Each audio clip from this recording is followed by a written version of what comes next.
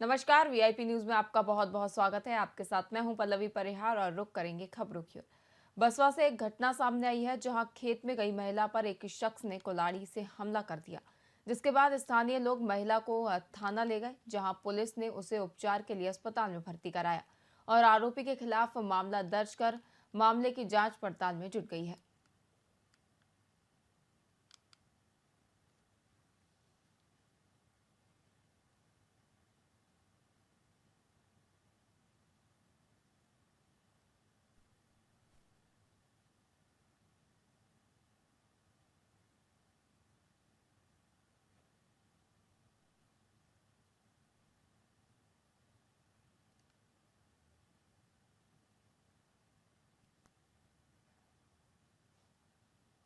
मामला यह है, डोड़े के पास लड़ाई हुई थी। डोड़े के ऊपर लकड़ी काट रहा था वो।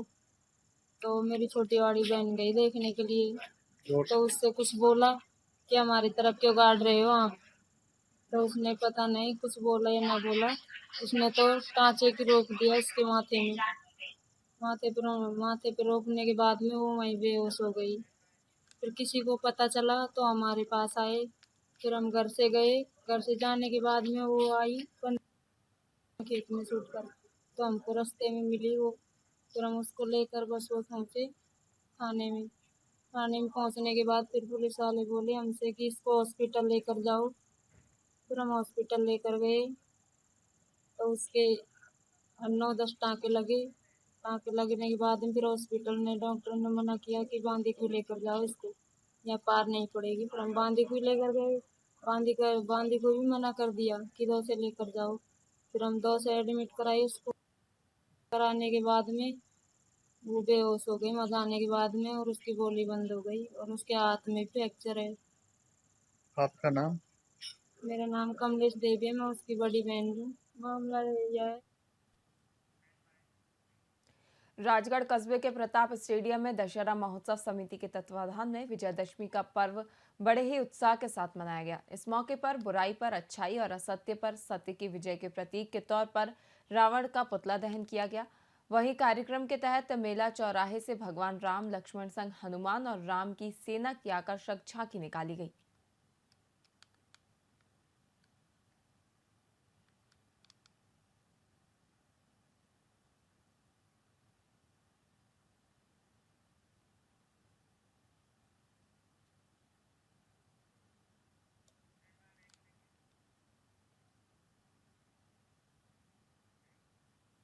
कोटा जिले की रामगंज मंडी में विजयदशमी का पर्व धूमधाम से मनाया गया। इस दौरान सभी जगहों पर रावण के पुतले का दहन किया गया और रावण के साथ साथ मेघनाथ और कुंभकर्ण के पुतलों को भी जलाया गया।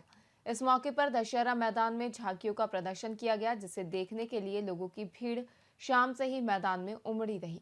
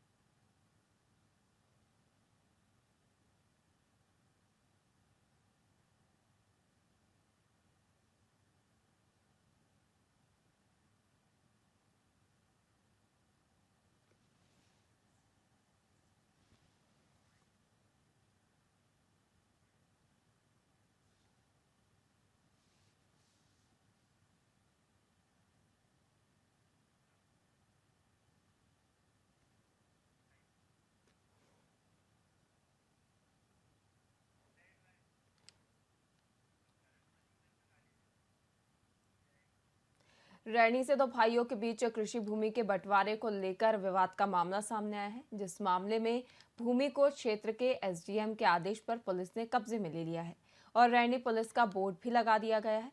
वहीं मामले में थानाधिकारी प्रेमलता वर्मा ने बताया कि यह काम विवाद का समाधान करने और कानून व्यवस्था बनाए रखने के लिए उठाया गया है।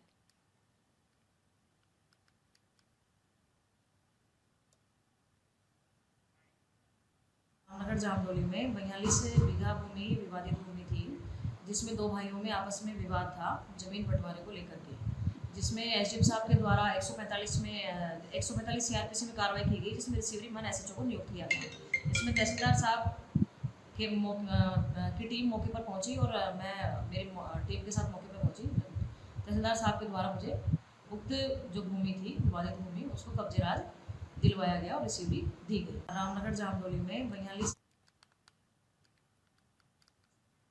राजस्थान सरकार की ओर से 2021-22 में राजस्थान माध्यमिक शिक्षा बोर्ड में 65% और केंद्रीय माध्यमिक शिक्षा बोर्ड में 75% से ऊपर अंक आने वाली छात्राओं को स्कूटी देने की घोषणा की गई थी, जिसके तहत बांसवाड़ा में 600 मेधावियों का चयन हुआ था, जिनके लिए स्कूटियां जिला मुख्यालय में लाई गई थी। लेकिन पिछले 2 सालों से स्कूटियां खुले आसमान के नीचे खड़ी खड़ी कबाड़ हो चुकी हैं।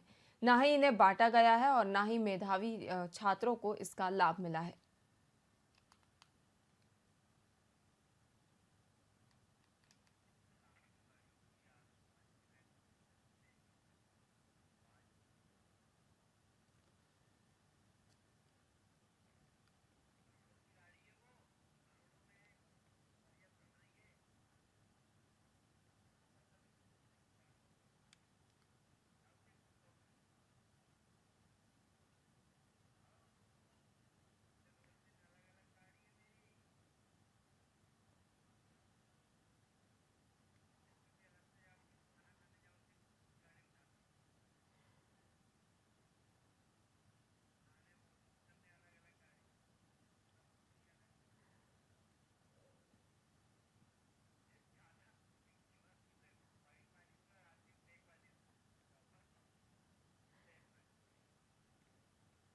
दिल्ली मुंबई एक्सप्रेसवे के पुलिया नंबर 132 पर देर रात एक कार बैरिकेड से जा टकराई, जो कि एक्सप्रेसवे पर चल रहे मरम्मत कार्य के दौरान लगाए गए थे। इस हादसे में कार में सवार 2 लोगों की मौके पर ही मौत हो गई, जबकि एक बच्चा सहित 3 लोग घायल हो गए। सूचना मिलते ही रैणी पुलिस मौके पर पहुंची और मृतकों और घायलों को अस्पताल पहुंचाया गया। वहीं मामले की जानकारी देते हुए एम्बुलेंस के चालक रफीक ने बताया कि उन्हें एनएचएआई से सूचना मिली थी कि एक कार का एक्सीडेंट हुआ है। मौके पर पहुंचकर उन्होंने देखा कि गाड़ी में कुल 5 लोग सवार थे, जिनमें 2 महिलाएं, 2 पुरुष और एक बच्चा शामिल था।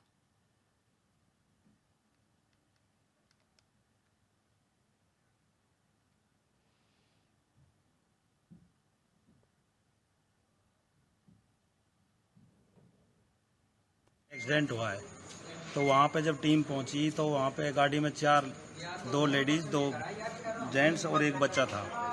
तो वहाँ से हम उनको एम्बुलेंस से पिनान गवर्नमेंट हॉस्पिटल लेके आए। तो वहाँ हॉस्पिटल लाए तो वहाँ अंकल था, वो एक्सपायर हो चुका। उसके बाद उनका बेटा भी एक्सपायर हो गया और 2 को उधर रेफर कर दिया, बच्चे और दोनों आंटियों को अलवर के रेफर कर दिया। अब तो ये किस चीज से हुआ है हादसा? ये सर इसका अभी क्लियर कह नहीं सकते हम, वो तो वीडियो देखने के बाद पता लगेगा।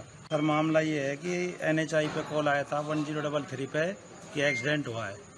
तो वहाँ पे जब टीम पहुँची तो वहाँ पे गाड़ी में 2 लेडीज़, 2 जेंट्स और एक बच्चा था। तो वहाँ से हम उनको एम्बुलेंस से पिनान गवर्नमेंट हॉस्पिटल लेके आए। तो वहाँ हॉस्पिटल लाए तो वहाँ अंकल था, वो एक्सपायर हो चुका। उसके बाद उनका बेटा भी एक्सपायर हो गया और 2 को उधर रेफर कर दिया, बच्चे और दोनों आंटियों को अलवर के रेफर कर दिया। अब तो ये किस चीज से हुआ है हादसा? ये सर इसका अभी क्लियर कह नहीं सकते हम, वो तो वीडियो देखने के बाद पता लगेगा। सर मामला ये है कि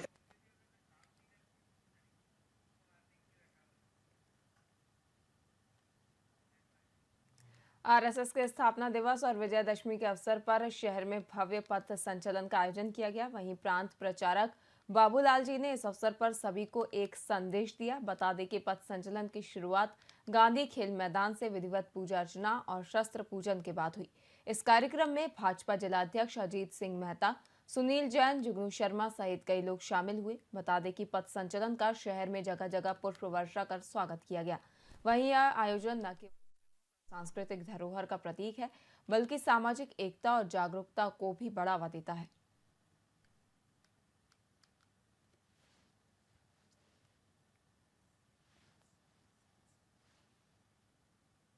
विभाग प्रचार प्रमुख संघ का ये शताब्दी वर्ष है और शताब्दी वर्ष में संघ समाज में जो संघ जैसा चाहता है वैसे परिवर्तन हो, उसके लिए 5 बातें प्रमुख रूप से तय की है, जिसमें सर्वप्रथम है कुटुंब हमारा जो भारतीय व्यवस्था है उसकी प्रमुख बात है, तो कुटुंब व्यवस्था हमारी व्यवस्थित चलती रहे, तो उसके लिए संघ प्रयत्न कर रहा है।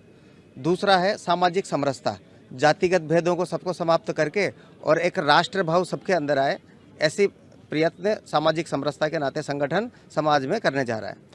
पर्यावरण, जैसा संपूर्ण विश्व पर्यावरण को लेकर के चिंतित है, तो संघ ने अभी प्रत्येक जिला विभाग केंद्रों पर भी इस प्रकार की व्यवस्था करके अभी टोंक जिले में भी 10 फीट लंबाई के पेड़ लगाने की एक योजना बनी, जिसमें एक मातृशक्ति को एक पेड़ गोद दे करके इस प्रकार से 10,000 पेड़ टोंक जिले में भी वृक्षारोपण अभियान के तहत किया गया। महेंद्र कुमार, सांगा। गौरव सेनानी यात्रा टोंक पहुंची, जहां नेशनल हाईवे 52 पर कामधेनु सर्किल के पास पूर्व सैनिक कल्याण संस्थान की ओर से यात्रा का जोरदार स्वागत किया गया। बता दें कि यात्रा का रात का पड़ाव टोंक में रहा और इसके बाद यह निवाई होते हुए आगे करीब 1100 किलोमीटर का सफर तय किया। वहीं इस मौके पर गौरव सेनानी एसोसिएशन राजस्थान के प्रदेश अध्यक्ष किशन लाल चौधरी ने बताया कि पूर्ववर्ती सरकार ने एक पत्र जारी कर सैनिकों की पुनर्वास व्यवस्था को वर्गवार बांट दिया, जिससे सैनिकों को काफी नुकसान हुआ है। वहीं पूर्व सैनिकों ने इस यात्रा के जरिए सरकार से अपनी मांगों पर ध्यान देने की अपील की है। यह यात्रा पूर्व सैनिकों के अधिकारों और उनके कल्याण के प्रति जागरूकता फैलाने का एक महत्वपूर्ण कदम है।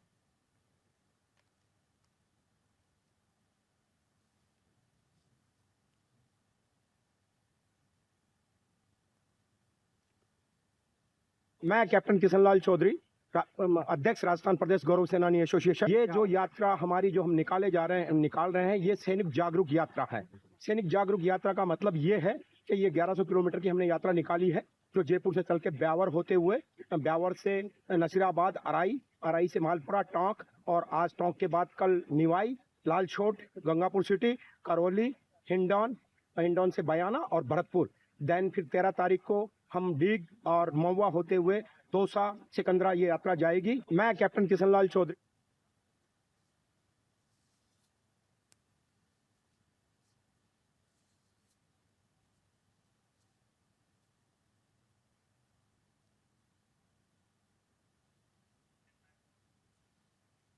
फिलहाल के लिए खबरों में इतना ही। देखते रहिए VIP न्यूज। नमस्कार।